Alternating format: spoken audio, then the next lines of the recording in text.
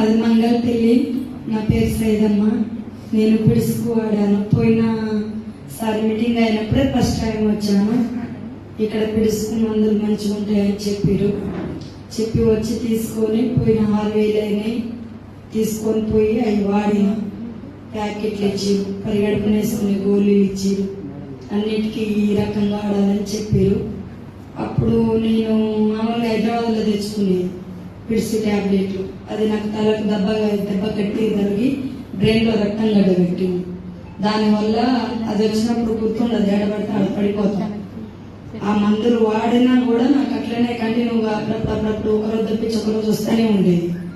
ఇక్కడ మన దగ్గర ఇక్కడ ఈ ప్రోడక్ట్లో మందులు తీసుకెళ్ళినా అవి వాడిన కాంచి నాకు 3 రోజులకు ఒకసారి కూడా ఇప్పుడు రావట్లేదు. అవి వాడి అనిపించింది. ఈరోజు మళ్ళీ నాకు మీటింగ్ రావాలనిపించింది. రావాలి, నేర్చుకోవాలి, మనం కూడా చేయాలి, మన లాంటి వాళ్ళకి ఎంతో మందికి సాయం చేయాలనిపించింది. చాలా మంది ఉన్నారు ఇట్లా వచ్చేటోళ్ళు, వాళ్ళకు కూడా చెప్పాలనే ఉద్దేశంతో మళ్ళీ నేను ఈరోజు మీటింగ్ వచ్చింది.